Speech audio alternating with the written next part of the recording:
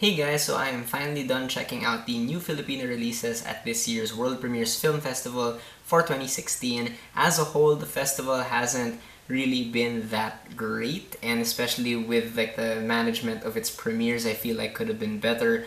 But this batch of 3 movies that I'm gonna talk about now are on average a lot better than the first batch, I have to say. Again, this festival runs until July 10, that's next Sunday. Hopefully you guys check it out. There are a lot of different sections out there as well. I will leave a link to the festival schedule down below in the description. But let's not waste any time, let's talk about the movies now. First of all, we have Ringgo The Dog Shooter. This is directed by Ryan Carlos, written by Ricky Lee, and starring Sandino Martin, Janice de Belen, and Liza Dino.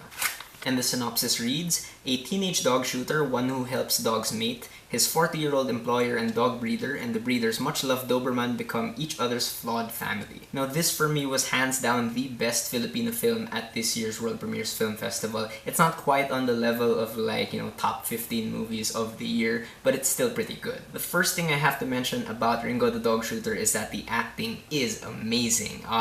When I first saw Sandino Martin on screen, I was thinking to myself, okay, great, this is gonna be like a stereotypical, vagabond type of like street kid character. I'm not gonna care about him, but he really made me care for this character. Sandino Martin really found the humanity buried deep within this character, and he brought it out very slowly and in a very subtle way that was just totally realistic. And you've got Janice de Belen, who is just a firecracker on screen. Like, you just cheer whenever she's on screen because she's just so likable, but at the same time she has this like a lot of layers of emotion buried deep within her, and the way she brings it out, again, just like Sandino Martin, is very realistic. And then you've got Liza Dino, who really shows her range because her character is the most overtly, externally emotional character in this movie, but it doesn't come across as overacting. She really sells it as genuine, and that's what really makes this movie work. The fact that all these characters come together and their chemistry is just excellent. You buy the relationship so much. Liza Dino's character and Janice de Belen's character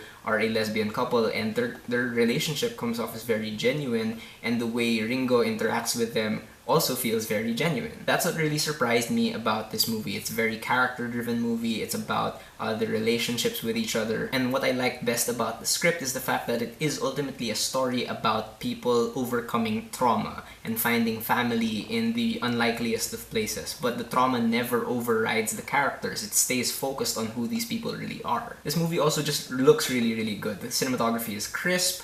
There's some truly gorgeous images that have to do with like dog cages. But as for negatives I have with Ringgo the Dog Shooter, for one, I feel like there's some subplots that are just totally unnecessary and could have been dropped to make room for other things. Like there's this whole subplot with Ringo's like love interest, which I didn't care about at all, and I wanted them to dedicate more time to his relationship with his dad. And you have to take note that this is a kind of a weird movie. There's some really bizarrely violent scenes here that aren't handled as well as like just the straight drama scenes. And this movie also noticeably slows down in the middle because it feels like the movie's trying to find its footing, to figure out where to put these characters before the big like emotional payoffs. Moving on, let's talk about Iadya Kami, directed by Mel Chionglo, written by Ricky Lee again, and starring Alan Dizon, Diana Zubiri, Ricky Davao, and Aiko Melendez.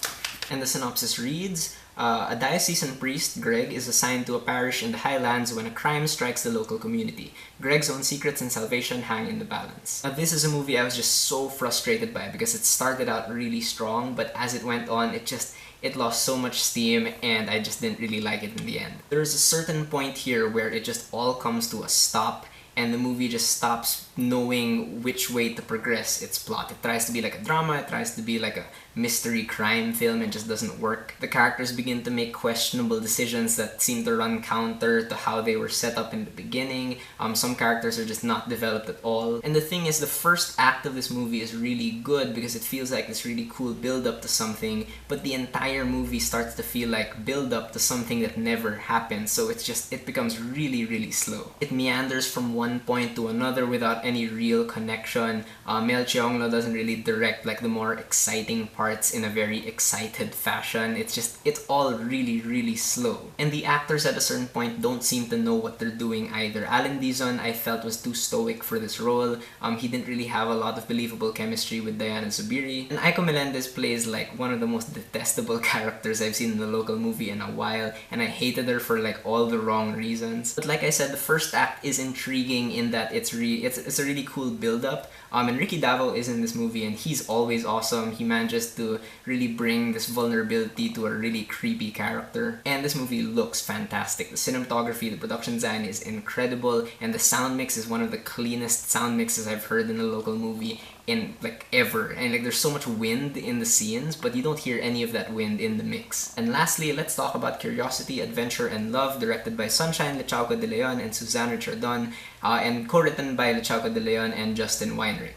And the synopsis reads, a documentary on the story of Jessie Lecauco, an American woman who migrated to the Philippines, starting an adventure bearing witness to the history of the nation. Now, this is a documentary film. It's only an hour long, and objectively speaking, I had issues with how it was kind of structured and crafted as a documentary, but subjectively, I really was just so charmed by this film. And the main reason is because this movie really benefits from having an incredible central character in Jessie Lecauco, who is just an incredible human being. She's just so full of warmth and wisdom and joy in life. She's like 104 years old, but she's so eloquent, and I could watch her speak for like 5 hours, I don't care. But what's cool is that she and the other interviewees, through their accounts, really managed to make us see certain historical events in the Philippines in a different light. There's a good balance of facts mixed in with the personal accounts, so it really puts us in the moment but makes us see things like in a warmer fashion. And it's a real credit to the directors that they make us really feel at home with Tita Jessie. Feeling close, I know,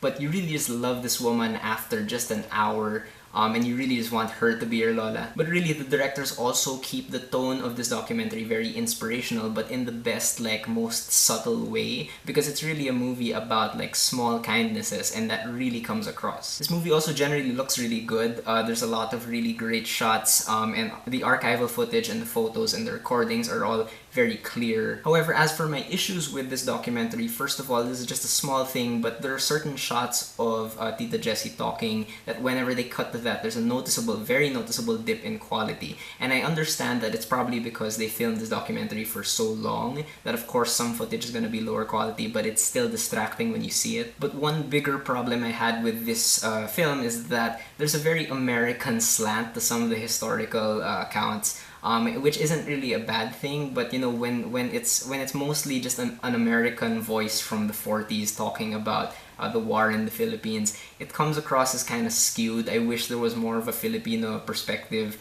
for these parts, and there is a Filipino perspective. It's just that the archival footage really overpowers it because it's just so interesting. And then after they talk about the war, the movie becomes kind of aimless. After that, it just kind of feels like these different vignettes of Tita Jessie talking aren't really structured in any way. And lastly, and this negative is also kind of a positive in a way, I really wish this movie was longer, because there's just so many little details that are hinted at that just were kind of left hanging. And I really wish they could expound on them, because there's so much rich material here that they could really expound on. But yes, that is it for the World Premiers Film Festival this year, and my first. I would definitely recommend seeing Ringgo The Dog Shooter, Curiosity, Adventure, and Love, and Alvin Yapan's EDSA. Hopefully they're still showing in the next few days. I hope you guys get to catch them. But for you guys who did get to attend this year's festival, what did you think about it? What do you think of these movies? Whatever you thought, whether you agreed with me or not, please leave me a comment. Let's have a conversation.